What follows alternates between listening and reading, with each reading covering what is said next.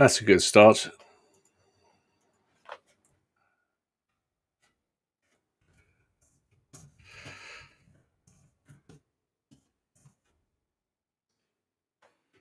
Oh, great. Now I can hear myself twice. What's going on? Oh, trying to keep an eye on the stream to make sure I don't miss any chats. There we go. There he is. Evening, Alex. Oh, God, what a busy day. Kevin, thanks for joining. That's all right. Good to see you. Pardon? Good to see you. And a lot has kind of, Good to see you too. Yes, a lot has happened indeed. Yeah, really. I don't know where to start, to be honest, because it feels like we should probably have a minute just to say, have a moment of silence and think of the people that are currently, well, in a war in Europe, and on both sides, people are dying. And I don't know what to say other than maybe we can just have a moment to. Well, I think we have to take heart from, the strength and the resilience of the Ukraine. I mean, it's interesting because we see all these conflicts in the Yemen and Syria, etc., and it's just TV war stuff, and then when you think the Ukraine was almost identical to how we live, cinema down the road, bread shop across the road. You went to school, you had a job, you went to the cinema, just completely exactly the same as our lifestyle. And now those people are living out of plastic bags. So it's horrendous. I wanted to use today as a way to kind of look at something. I mean, we're still trying to be positive and be politics free on this show. Yeah. Because there's a lot of bad stuff going around, especially now with the war. And we can, I'm not a war correspondent or anything. I've got nothing to say. There's no hot take from me. And I would like us to look at something that came up, though, in one of the news reports this week, which was all about our dependency on oil and gas in general. And I think the point that was made in several media outlets was the dependency specifically to Russia. Now, I don't want this to be about Russia or the Ukraine for that matter, but I want to use that as a kind of way to look at what can we do to perhaps lessen our dependency on gas and oil and coal for that matter. Is that something that we can do at home, or do we have to go into politics for that to make a change? What's your view on this? I mean, I think it's time to make the change. I was just because you know me in facts. I was looking at the financial impact of basically oil on war, and there is a stat. I'm looking at everything from Pearl Harbor through to the Arab oil embargo, through to the Gulf War, through to the Gorbachev coup, Iraq War, and the bounce back and flex of the price of oil and gas. But I think what this should actually highlight to us is that we're kind of, probably a strong term to use, but we are kind of slightly enslaved to oil and gas, and I think now is the time to actually all governments should be thinking they've been playing with the green agenda, and now is a huge opportunity, I think, for people to reduce. Luckily enough, in this country, I think we have 6% of Russian gas, and there's a percentage of our electricity that's then generated by it.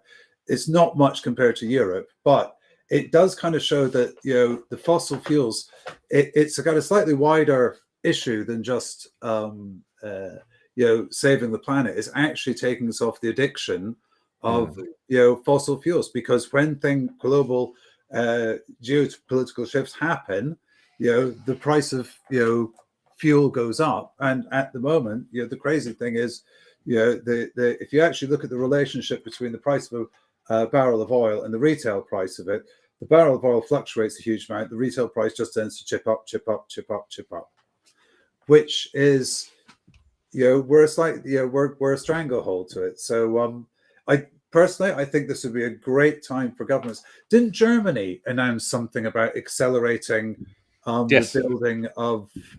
I can't remember the exact thing that they were building though.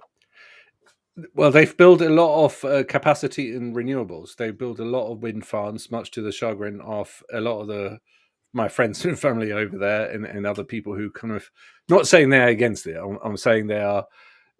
You know, when you used to have unspoiled countryside, and now you've got wind farms springing up, I do see the point that some people will go, well, this isn't an improvement. But they've invested heavily into wind, and they've invested not so much, I think, in the north where I'm from anyway, in solar, but overall they've invested a lot in renewables. Plus, they've phased out nuclear, which was a big issue a while back, where they said, well, we're going to phase out nuclear by, I don't know, 2030 or something. And nuclear being quite a green, you know, in terms of releasing carbon in the atmosphere, is very green. In terms of causing us a hell of a lot of a different issue, yes, you know, they phased it out. And the Greens are now in power as well in a coalition government. And there's going to be a lot more emphasis on being green. And the big thing that was very interesting that, you know, has been maybe not so much in the media over here in the UK is Nord Stream 2 or North Stream or whatever. So what this is about gas pipelines. There's two. One that's just been finished, which is Nord Stream 2. And that's been due to come online, but it's not. But it's basically about capacity. And Europe, especially Northern Europe, are a massive consumer. Us not so much, but we're still dependent on it. And just remember that some of our power is generated overseas as well. So we're all kind of in the same network. And basically, there's been a lot of brouhaha about whether that whole gas pipeline, now that it is fully working, should be turned on or not, and whether we should go easy on the Russians because of what they're doing in Ukraine. I mean, I think we should not build any more new pipelines. We should not create any more new oil fields, or we should stop it. We should just say no to new oil fields. Like what was it? Boris Johnson just announced it a few weeks after COP26, I think, was ended, wasn't it, in the North Sea? Up from the northeast towards kind of Shetland. Yeah. Let's see, between kind of Scotland, Norway, Shetland, kind of triangulated up there. And I think the question is really, as a normal person, and I'm just gonna throw in one more thing from a normal person's point of view. Our gas and electricity bill has doubled, and maybe not so much for me. It's only kind of gone up 45%, but you know, a person who is in my life has tweeted me their gas bill, and it went from, I think, 22 kilowatt hour to 44 or something. So a doubling of that, plus doubling or nearly doubling of the standing charge. And it's like, so I paid £100, now I'm paying £200 a month, which is that's insane. So is there a case to be made as a normal human being in this country who's not, you know, well off like some people who can just brush it off and say, oh well, maybe I'll drink a bottle of Chablis less? What can we do? What is it? Is it a case of turning off the gas valve and saying, no, I'm going to go fully electric? Is that realistic? I think we have to look at alternatives. You know, the first thing, the most simplest thing, you know, is insulation. You know, it's the most cost-effective thing that you can do to your property, and you get benefits immediately. You know, you're spending less on electricity. You know, it's everything from, you know, draft excluders. I recently had was it last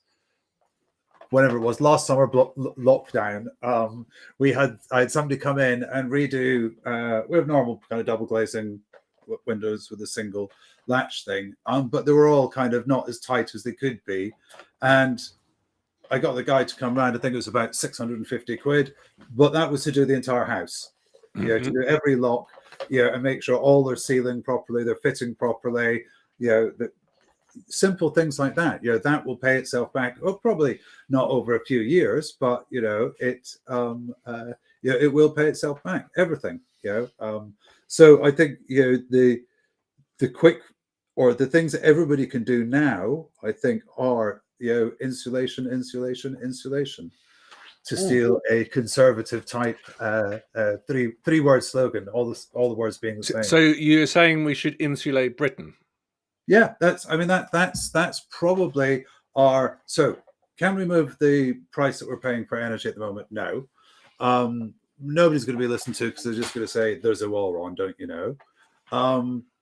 We are already seeing inflation going up. We're seeing the price cap on energy going up. The Chancellor of the Exchequer's offering up to loan us all 200 quid because he knows we're good for it. That's not the way to deal with. Unfortunately, in this situation, the consumer is really kind of quite disempowered. So the only thing that the consumer can actually do is something on literally their own patch. And that will be about insulation, closing curtains, making sure blinds are sealed. It's you can head down to any DIY store and buy some of that sticky foam stuff. A few reels of it. A couple of hours at home. You can seal off a load of those drafts. And hopefully be warmer and spend a little bit less on your electricity. One thing I did want to touch on tonight was because obviously I knew we were going to be talking about Ukraine, so I looked about the environmental impact of what's going on at the moment. And Ukraine, that's an interesting thing. Yeah.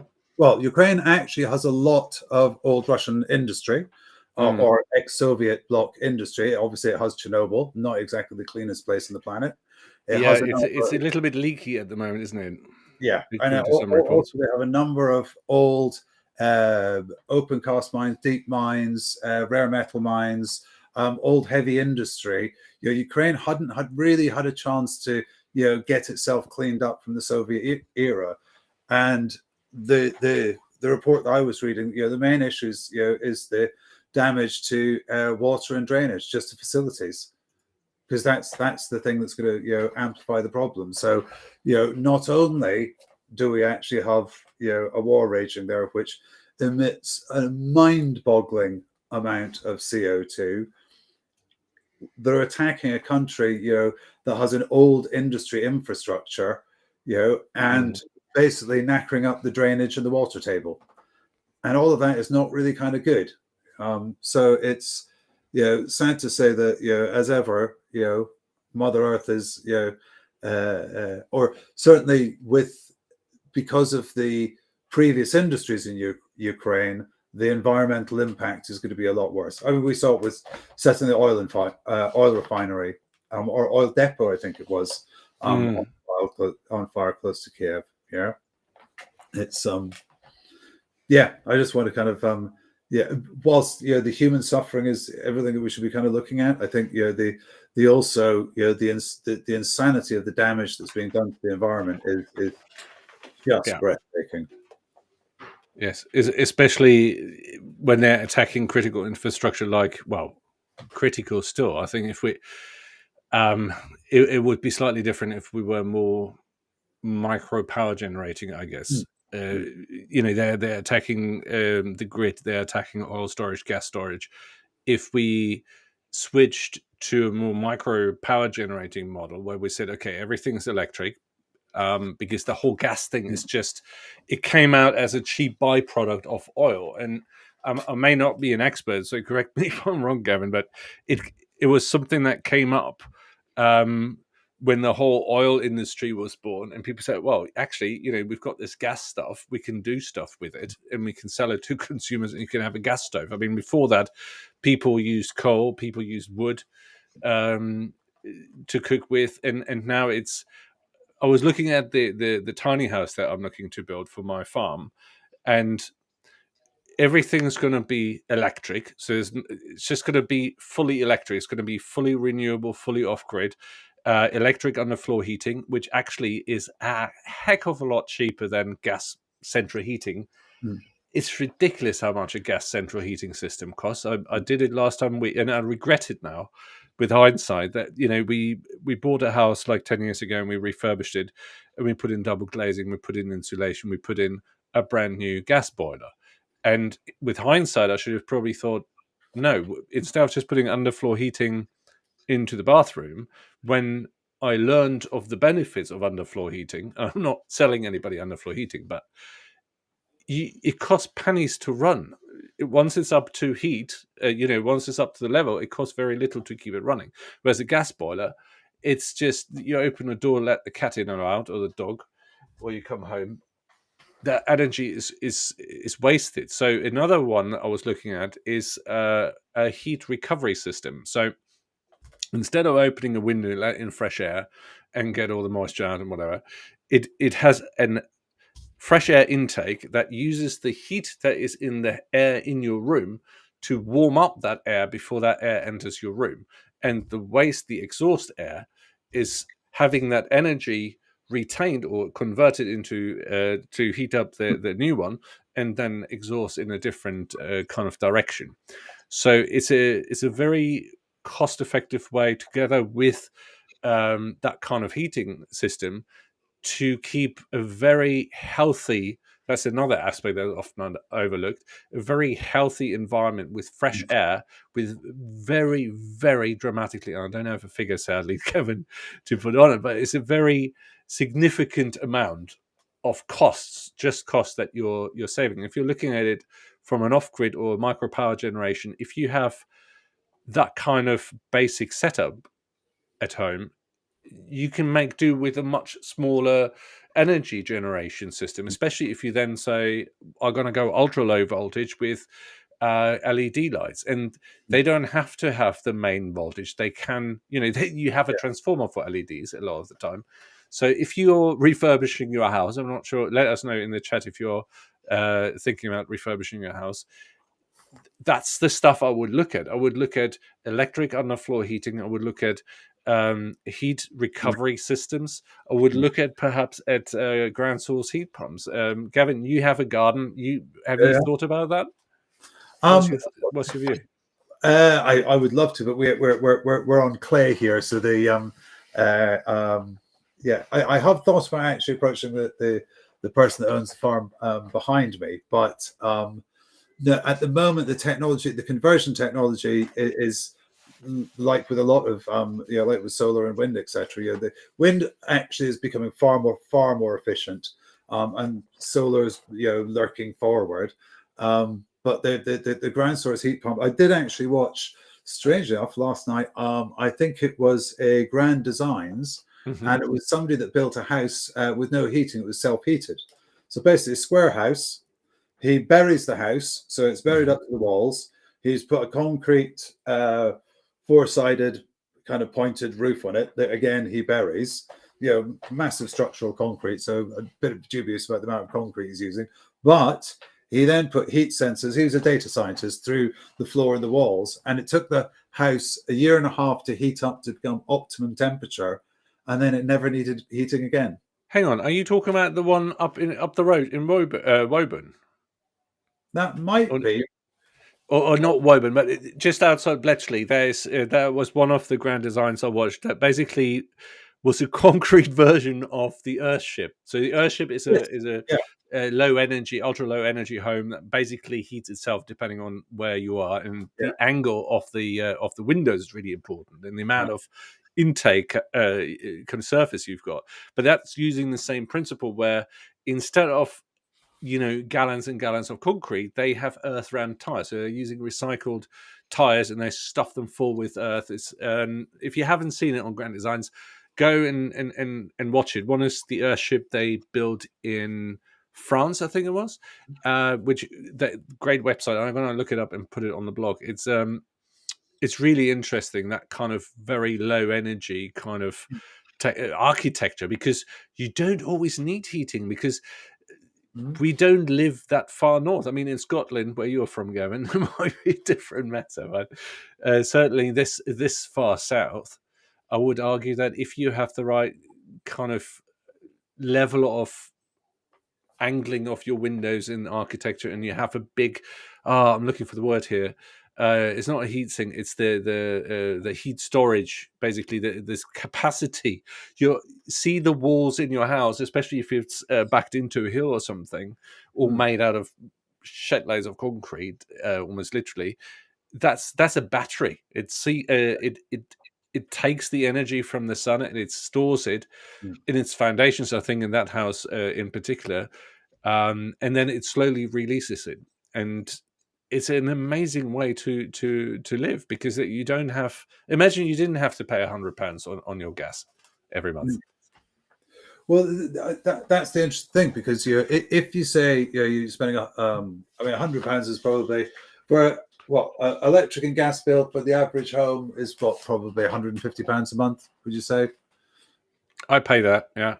Yeah. So it 150, £200 a month. If you can actually do some basic insulation, and improve your installation by 10 or 20%, that's cash off every month. That's going down to B&Q and spending. I shouldn't plug any particular store. Other shops, other DIY places exist, yeah. For the want of kind of 30 quid, you can actually be saving, off your electricity, or gas bill every day. But it is challenging, I guess, because we are there's no direct way of us being able, without taking more drastic action, as you said, like changing your heating system. It's for the average person, they haven't got the option of that. If you're there's for the average person, the only thing they can actually do is think about those drafty doors and windows, and also about which rooms. Don't heat rooms that you're not in that often. It's easy enough just to turn the thermostat down. Is it if that though? wants to be It's really hard. I live in a rented place at the moment, and the thermostats. I mean, the whole system is ancient in terms of the thermostat. It's one of those clicky things from Oh, yeah. the 80s. It's ancient, and the thing that's in the cupboard to program when the hot water and the stuff comes on, it doesn't work. Plus, you need a blooming degree to actually figure out how to program it. And the worst, I think, is the what do they call the thermostats on the radiators. Is that what we're calling them? What are they called? The little things where you Yeah, regulate the they heat. are just smaller Yeah, thermostats. Yeah. I remember when we refurbed the other place. We spend like 30 quid on those quite decent quality ones, not posh, fancy radio control ones, but just a decent quality one that doesn't lock up during the summer. Um, and that made a big difference, because when we set it to this temperature that we wanted in that room, it stopped heating that radiator. Therefore, the amount of heating that the boiler needed to generate was less than somewhat. Yeah. But if we're taking Nest or something like that, do you have anything fancy in your home like that? That's basically replacing your thermostat and using AI. Just a way to actually, because I've been holding off, because I've been waiting until the mass market adoption. So yeah, I'm looking at, because my timer next to our boiler again does the heating and water, the very old one, old LED, not even LED, LCD panel with on it. So no, that's going to get changed out to a wireless system, and I've actually found wireless. The one that I'm looking at the moment, it has wireless thermostats, so you can actually leave them wherever you want. So you can actually take your thermostat with you, and if you actually get all the radiator ones wired connected as well, you can actually literally just heat the bit of the house that you're actually in at that time. And also with the app, you can switch off different rooms, or if you're going to be home earlier, you can switch it on. Just be a bit more kind of efficient about it. I mean, I try to be kind of quite efficient about the kind of heating, anyway, because I'll probably adjust the thermostat 2 or 3 times in a day, just to kind of keep the efficiency on it. Because how does that make it more efficient though? Because I just set mine. It's either on or off. Really, it's more of a binary thing. If I'm cold, I'm thinking twice now whether I want it on, because I know it's going to cost a lot of money. That's why I'm wearing a jumper, not a nice one like you, but at least we're somewhat color coordinated today with the red and the grey jumpers. But I often wear, if you're on a video call with me, you find me wearing my woolly hat.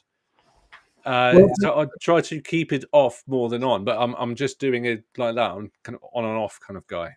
well, I keep it very. I turn it down overnight Mm-hmm. because it needs to be kind of on, just literally coming on if it needs to.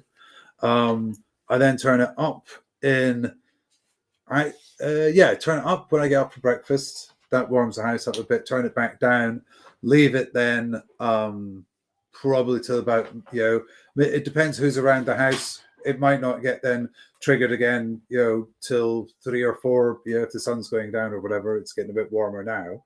So this is where Nest, I think, comes in to its own. So the way you describe it sounds like a perfect use case for Nest, because Yeah, what it does is, especially if you have the occupancy sensors and that kind of stuff, but it learns who's in the house, when, what's your regular kind of schedule.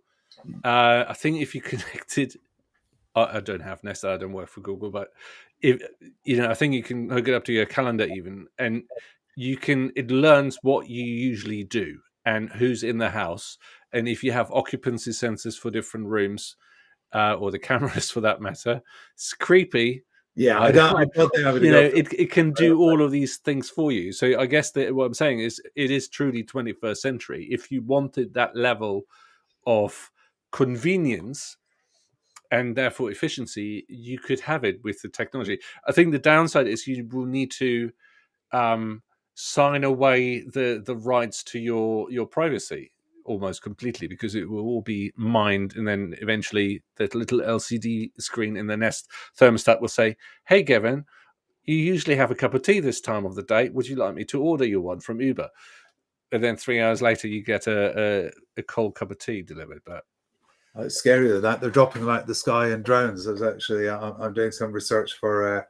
I think I'm on a Wednesday, and you jest about the thing, and they actually had there's a company called Wing is now in 3 different countries now, and it's doing 6 mile radius drops with powered little drones, and it's literally doing.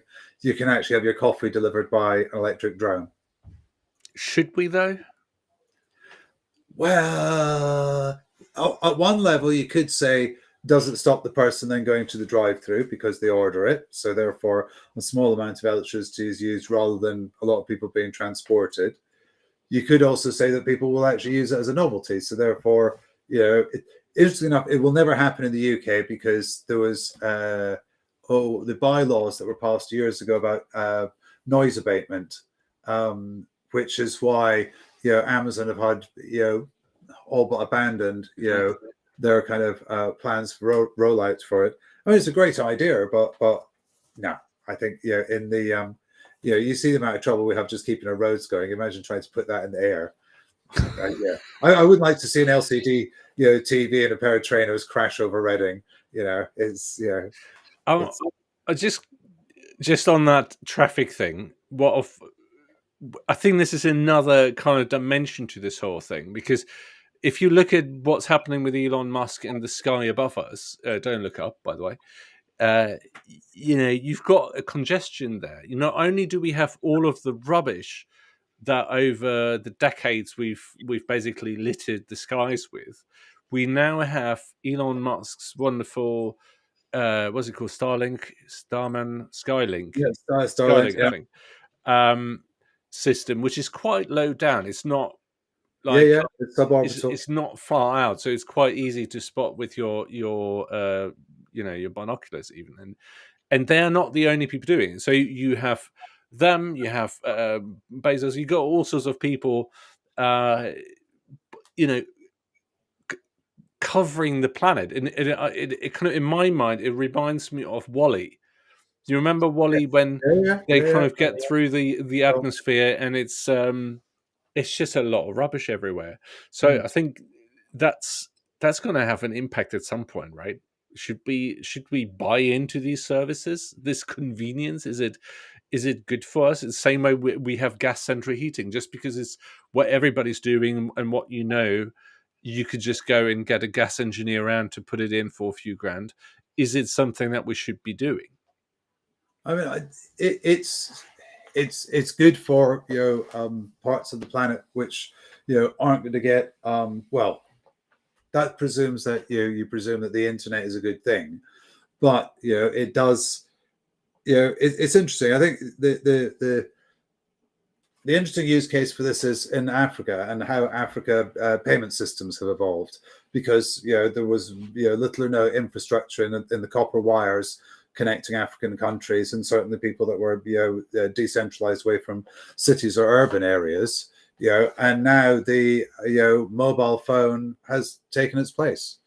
You can now do your banking, your bank transfers, visit the library, etc., etc. Even money, isn't it? They're using SIM cards as a form of payment, or text messaging as a form of payment, or something. There's multiple. Africa's probably got some of the most advanced micropayment systems around, because there is a need to be able to transfer. You can't take a small amount of money down to the bank to transfer it. That's if you do have a bank account, and the person at the other end may not actually have a bank account to receive it. So if you can actually send it via some kind of credit system over your mobile phone.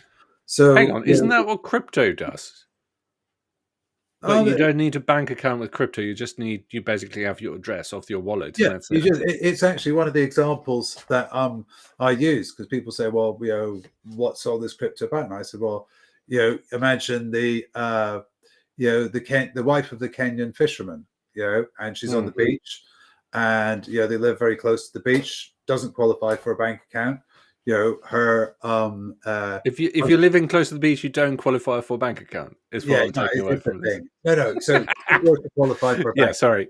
Husband working on a cargo ship. He's earning some money. If he gets paid in some kind of cryptocurrency, he can actually then transfer it into his wife's wallet on her mobile phone, and she can transfer that into US dollars or pay directly for cryptocurrency.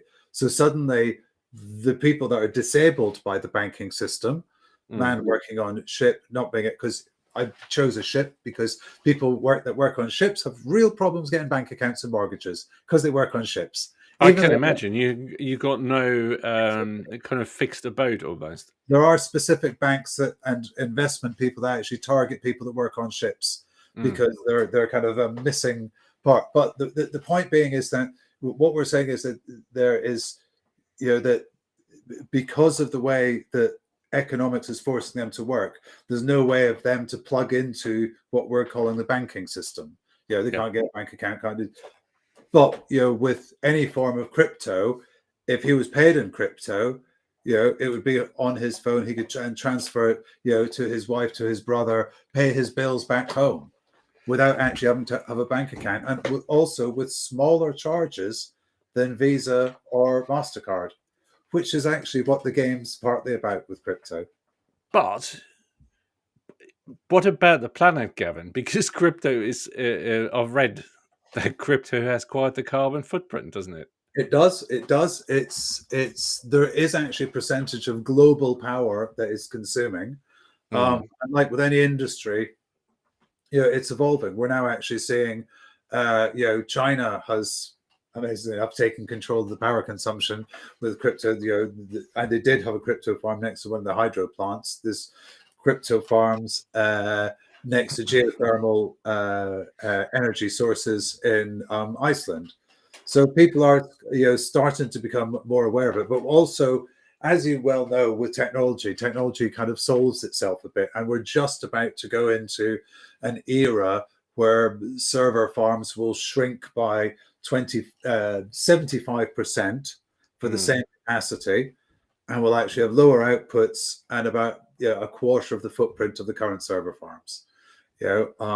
Something plus wasn't when they looking, they as in Microsoft, Google, and the big data center people, when they looking into submerged data centers at some point.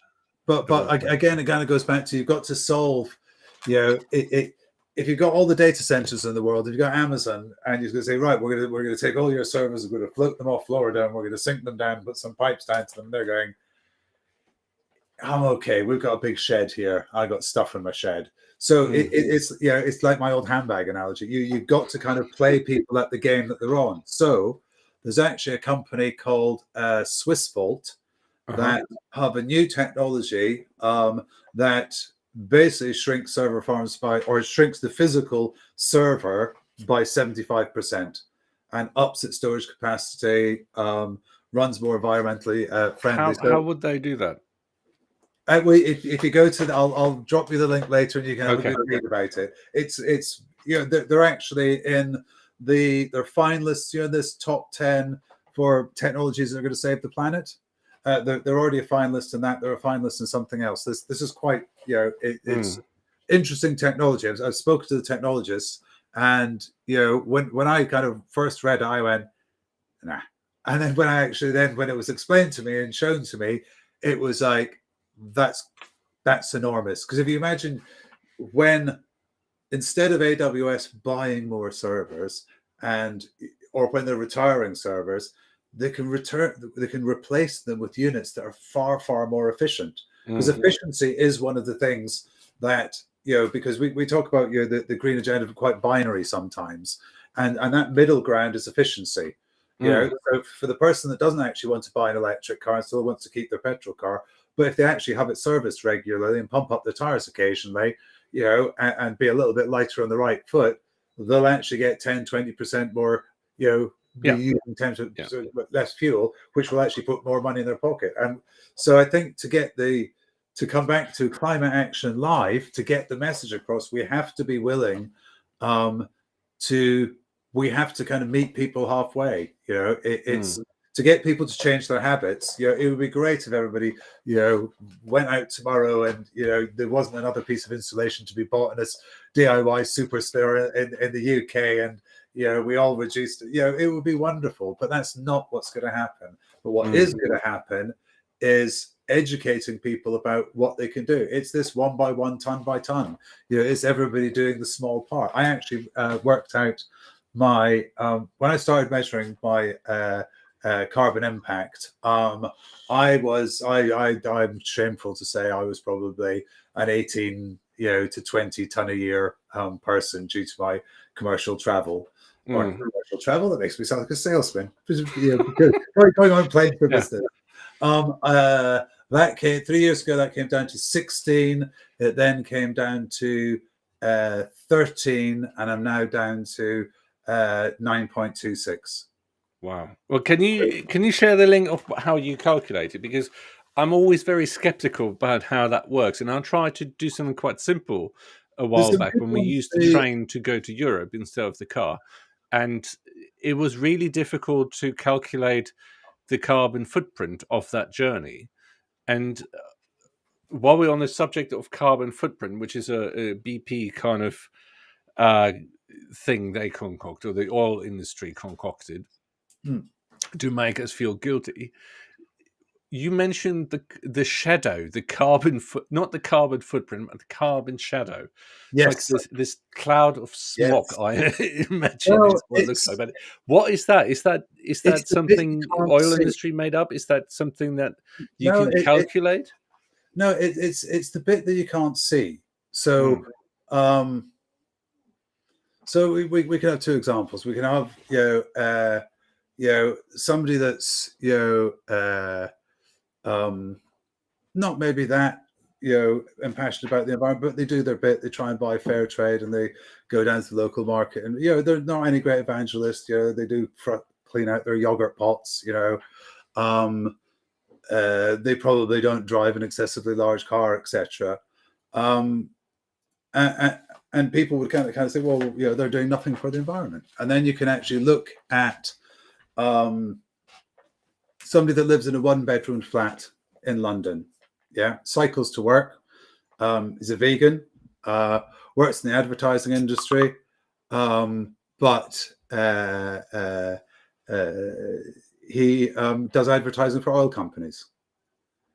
So who so that's kind of looking at the shadow. Sometimes the shadow, it was like the leader of the COP26 who was flying around the world, getting people, that's his shadow. His shadow, the impact of what he's doing, and the impact of what we all do, which is why it's so important that you choose who you work with, you choose your suppliers, you choose who you're actually spending your money with, because that's some of the real power for the environment. So the carbon shadow is your impact wider than whether you're buying sustainable olives at Waitrose. It's the what you do for a living, the company that you work for. And I know people can't suddenly turn around and say, well, I'm not going to work for you anymore because DHL. I'm not going to be a delivery person anymore because you don't have a high enough percentage of electric vehicles on the road. That's different. But the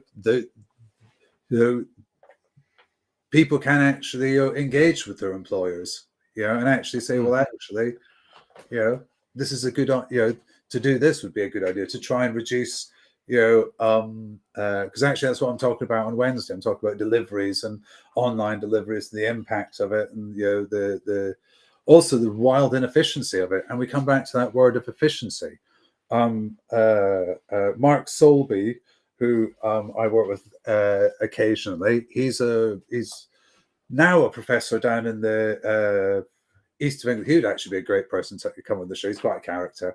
But what he studies is the impact of, so he takes an area and works out how many delivery vans goes into the area and works out how much gets delivered. So actually works out the efficiency. And basically the efficiency of most of our delivery systems, are running at 10 and 11%. That's what efficiency? Yeah. Well, if you think so, okay. So if let's take Milton Keynes. Yeah, Milton Keynes has 1,000 parcels that are going to be delivered tomorrow. They're going to be delivered by 24 different contractors who half of them are going to use the same either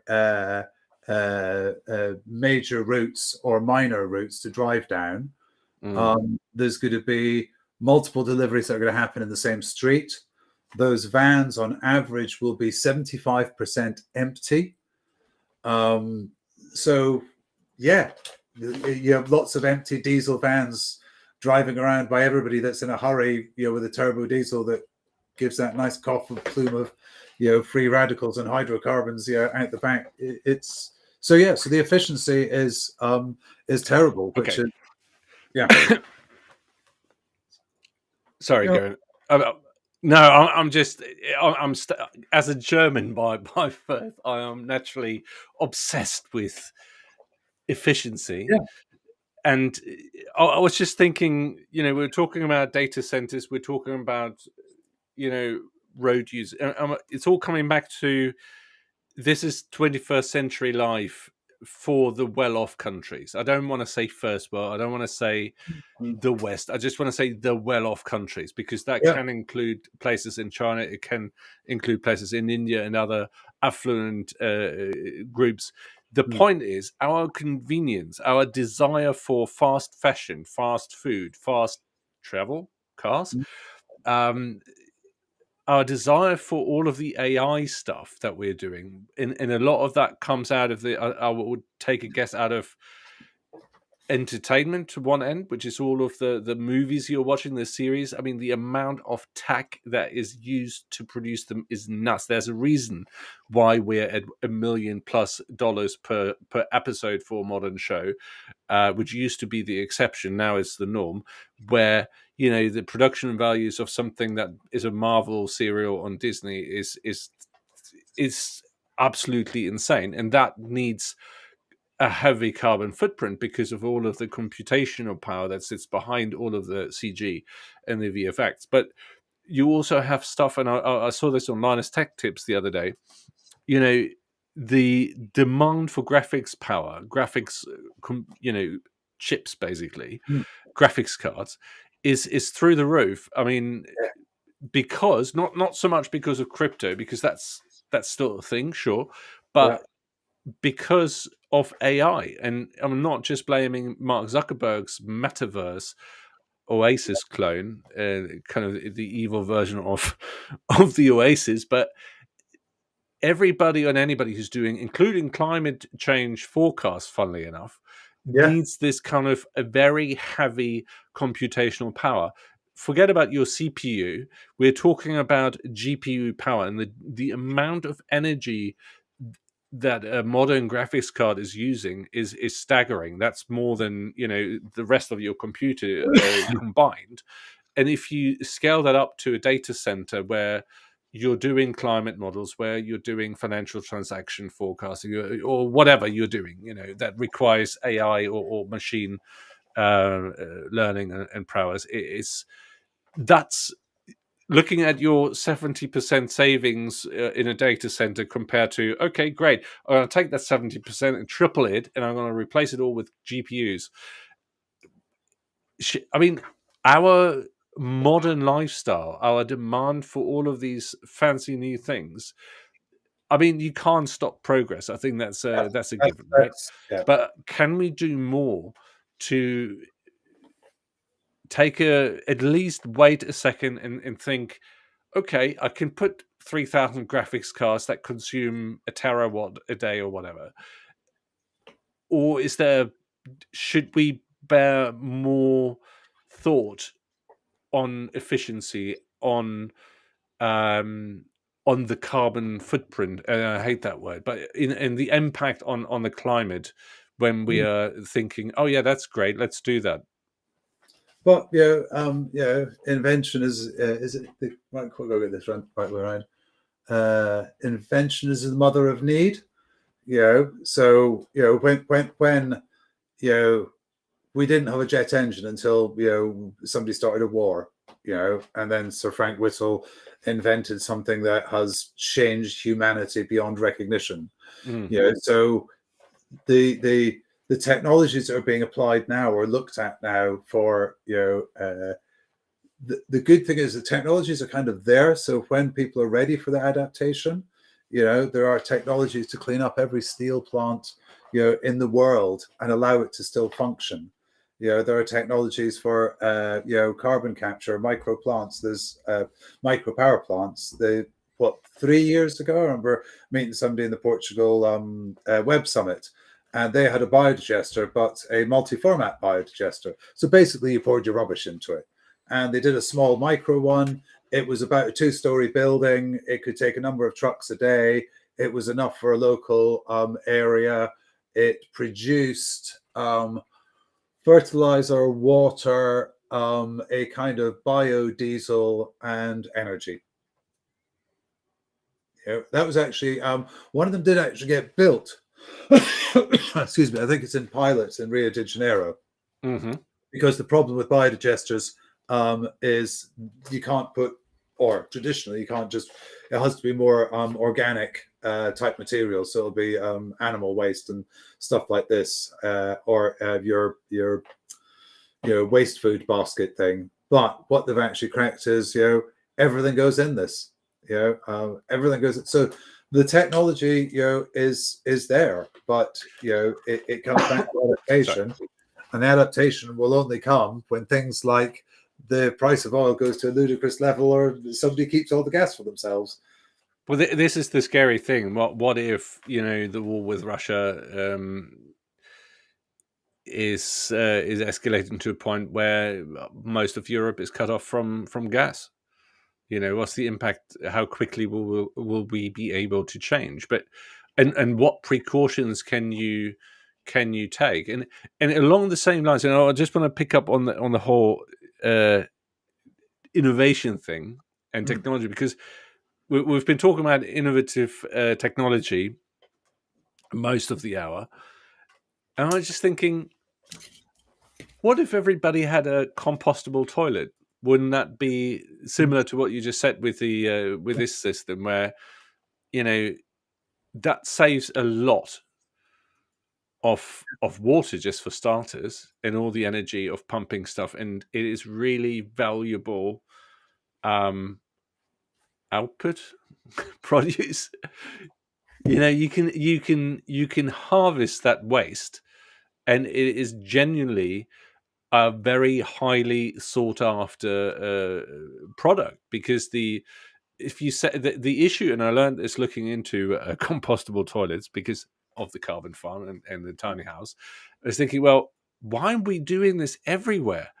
Because the reason why everything is so smelly is also, hopefully everybody has finished their dinner by now watching this, but it's because you mix two things that shouldn't really be mixed, and that makes it really, really difficult. And in fact, the solid output, the solid waste is very smell free. In fact, and if you take away the air, and most of them have kind of an exhaust for a vent, it dries out really quickly, and it becomes really, really valuable compost.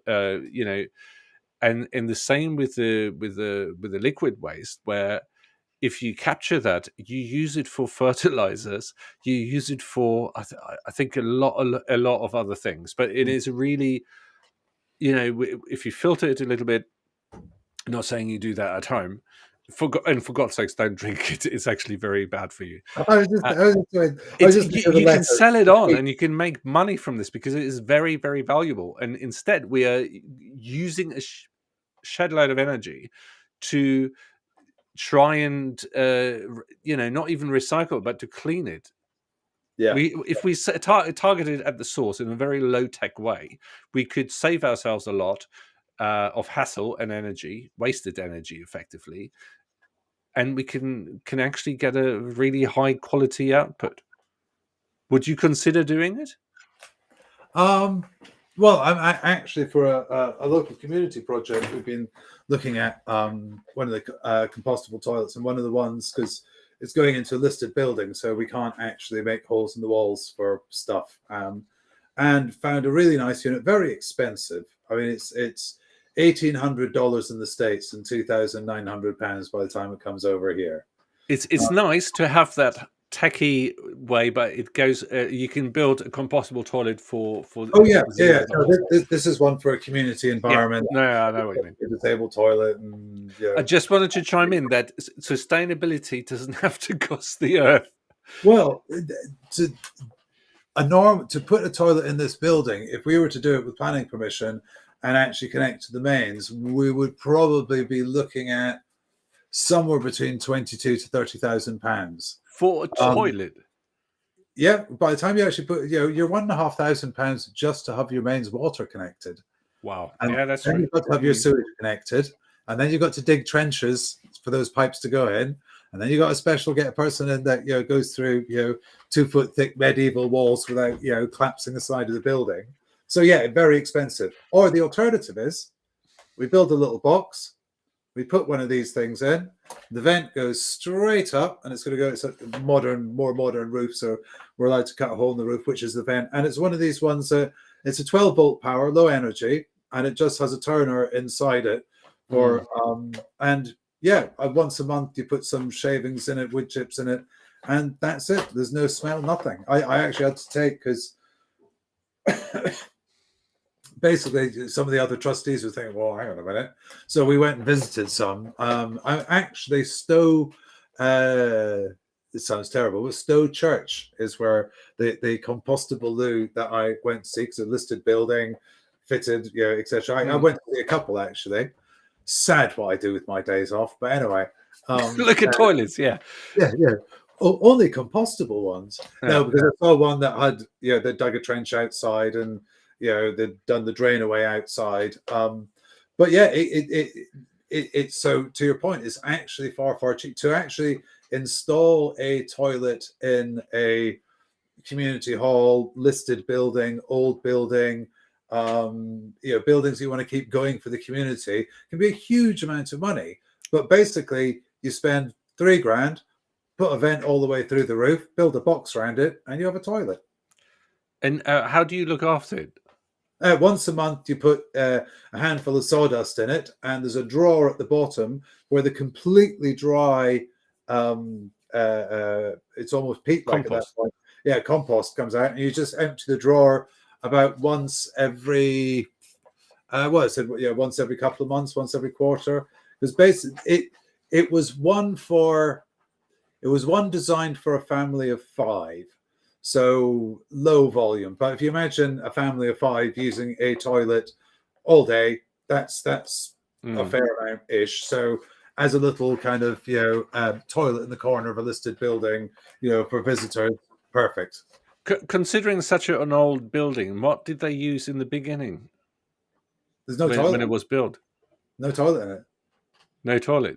There's no toilet. That's the problem. There's no toilet in it. So and so hence, do you go through having listed building approval and all the pain that we go through, and we've got to put in a plug socket and drill a hole about that size through the roof to go the pipes go out the top, and obviously somebody will have to go up and do the lighting bit on the pipe. But that's it, and it will mean that more people can visit and use the building. Yeah. And so we go back to our efficiency. Some places don't need new community centres and new places. They need older buildings taken back to life, or maintained properly. Our village hall in the village, they applied for a grant, managed to get a grant. One of the toilets is disabled. They sorted out the heating in it, and it doesn't see a huge amount of use, but it's probably used 3 or 4 times a week for recorder practice, some Pilates classes, yoga, and something else. I can't remember what the other thing is. But that kind of goes to the efficiency point of view. We don't use what we've got. And it's all the facilities that we actually have. I was quite heartened to see and lucky, slightly ashamed, lucky that Stony Stratford are having their library refurbished. Like the people of Stony Stratford, with the amount of millionaires that live around here, need a refurbished library. Moreover, South London or something. I'm questioning the amount of money that's been thrown at our beautiful library to make it even more beautiful, and powered doors and all the rest of it. But I was really heartened to see it, because people that don't use libraries don't know about them, but there's a lot of people do use libraries. Internet access, people that so again, it's this efficiency thing. Nobody, we're kind of programmed to think everybody has to be online. Buy Nan a tablet. Well, maybe Nan's quite happy with her phone. Maybe if Nan wants to use the internet, she'll toddle off down to the library and use a community one, or people that can't afford to actually have their own laptop, and people that can go and study there. So community spaces, they're an important part of the environmental kind of message, because the more shared spaces that we have, the more efficient, the consumption, the use, the footfall, etc. You look at in America, these great sprawling malls. I remember one of the first times I went to America, and I was in the middle of America somewhere, and one of these out of town, huge, mega malls. But there was 3 or 4 of them. No, there was 2 or 3 of them. And I came out of one, and I didn't have a car because somebody dropped me off there. And I couldn't find a pavement to the mall across the road. So I walked across the car park, then walked across the grass verge, crossed this highway with people blasting their horns at me, got to the other side, and the security guard had wandered out the other thing. He said, "Are you all right, sir?" I said, "Well, over there, and I want to be over there." And he said, "Yeah, we have a car park here, sir. You could take you." So I don't have a car with me. And he kind of looked at me. I think that was probably, that just escalated. You don't have a car? Yes. It was like, I wasn't American, and I didn't have a car, and I was walking. Deeply suspicious. Very suspicious. It's Mm. the point that you made about Milton Keynes. We're designed for the car. So how can we leverage it for the foot and the bicycle and the scooter? We need to do more. I think we need to encourage more people to get on your bike, and then we need to lobby our councils to make provisions to go on a bike safely, especially the kids. I'm struggling to get on my bike and show my kids what I grew up with. I grew up riding a bike, but then again, if I cast my mind back where I grew up in Hanover, there was cycling path everywhere, and there were little traffic lights for cyclists. There were, it's like, this is your lane, this is for pedestrians, this is for cars. And I'm not saying Germany is all great and everything's better. It's just, it worked for me as a kid growing up in Germany, because we were taught to ride a bike in school. We were taught how to safely ride a bike to and from school and playgrounds and whatever else. And I think if you look at my kids, especially, it's a holiday activity. It's a thing we do on the weekend, maybe, and then it's an effort when you could just be sitting in front of the iPad. But yeah, I think there's a lot to be said for making these kind of small changes where you're thinking, actually, let's think about this for a second. Yes, I can jump in the car because it's quick and convenient and go to that playground, or you know what, I can take a bike, and it will be so much better to take the bike as long as it's safe. I think being in Bletchley, which is part of Milton Keynes, that sadly doesn't benefit so much from the redways in dedicated kind of non-car pathways, whatever you want to call it. It was really well thought out, and it's been eroded dramatically with the recent building craze, because people now want high-rise buildings, they want more steel and concrete, they want more access for cars, but nobody's really thinking, hang on a minute, should we be doing it, or is it the easy thing to do? And I want to find a segue into ending the show in a way, and I'm thinking, what is the summary here? And I think for me the summary is stop and think. You're buying a house, or you're renting a house, or you're thinking of refurbishing a house or flat. Don't just go down I'll just have a water toilet, a water flushing toilet, or I have a gas boiler. Think for a second, what's actually maybe better to have? Is it maybe better to just have fully electric, or spend a bit more money on insulation rather than in the long term on heating? And therefore we can reduce our dependency on fossil fuels, because newsflash, in case you didn't know, electricity you can generate at home just jumping on a bicycle. And I was just going to leave you with this. I'm going to do a wrap up after I come back to you, Gavin, but I'm just going to leave you with this thought.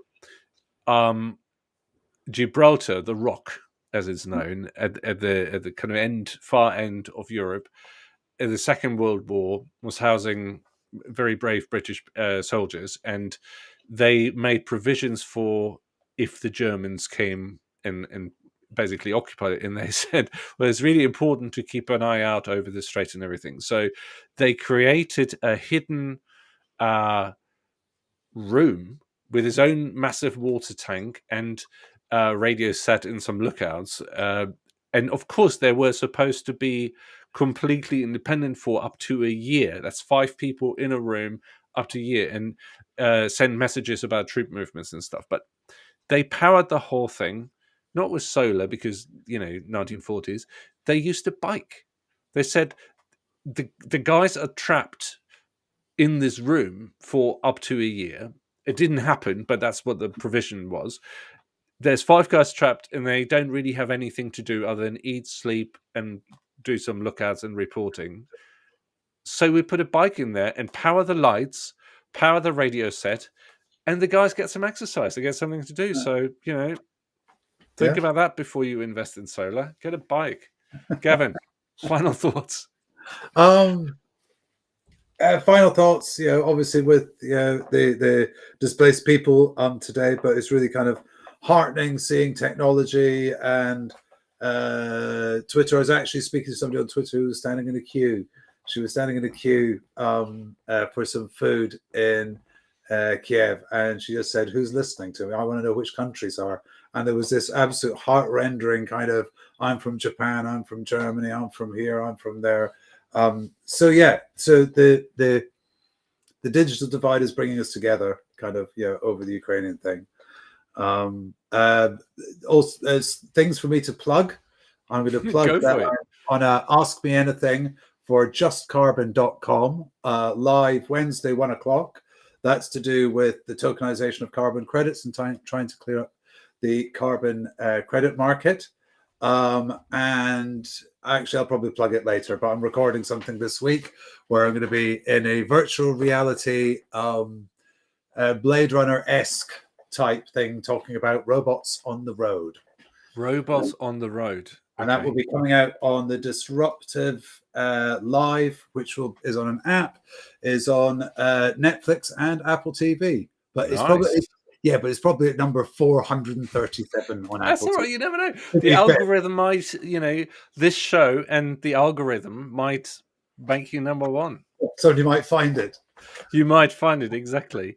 So yeah, speaking of finding and playing the algorithm, this is supposed to be about engagement. So please do what David did, for example, earlier, which is reach out on the chat on any of the social channels. I've got them open in a separate window here as well.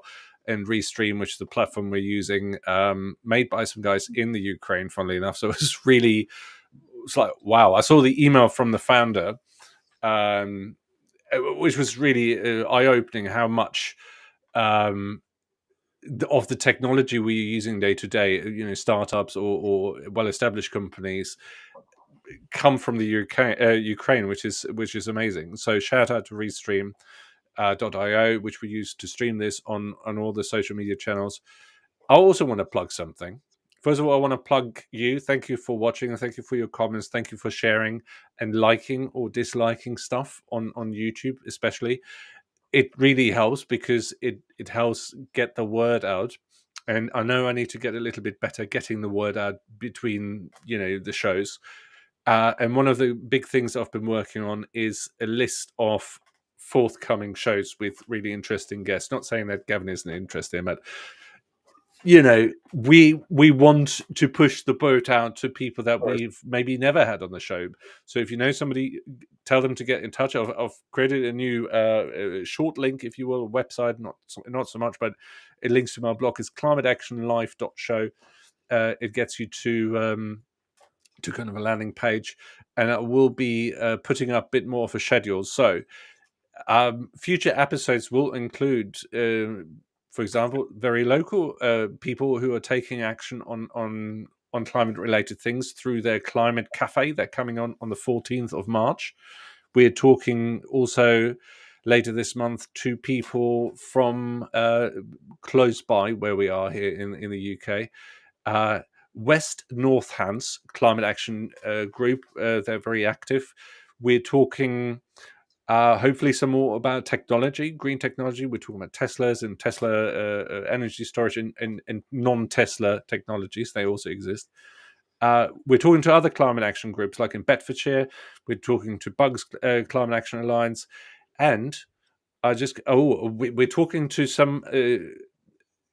I don't want to call it company or startup because I don't think it does them justice, but they're called Home Farm MK. So we're talking to Gabrielle and co a little bit later this month. We're also talking about the Green Roof in Milton Keynes. We're talking about sustainable eating with Joe. What else? I forgot. Two very big ones for last, I leave. There's a bank, a financial services startup called Novus Bank. One of their founders is coming on to talk about how you can make banking sustainable. That goes beyond just planting a tree for every pound spent or something crazy like that. But amazing stuff happening. And we've got and I'm not going to name his name, but we've got a very popular comedian, author of several best-selling books. He had a serial in the Guardian. He is also a professor, I think, or doctor at the very least. And we're going to talk about psychology and climate change. And we're going to talk about behavioral change. I'm not going to name his name, but he's a great sport. He's a lovely guy, very funny, very knowledgeable. And I'm going to announce who he is once I've actually arranged the date with him. So loads of stuff happening. Please like, share, subscribe, and all the things. Thank you very much for being on the show again, Gavin. Always a pleasure speaking with you. Thank you, everybody who kind of texted me, messaged me on the side here. Don't be shy. Do it in public, people. And I'll see you next Monday. Take care. Be well.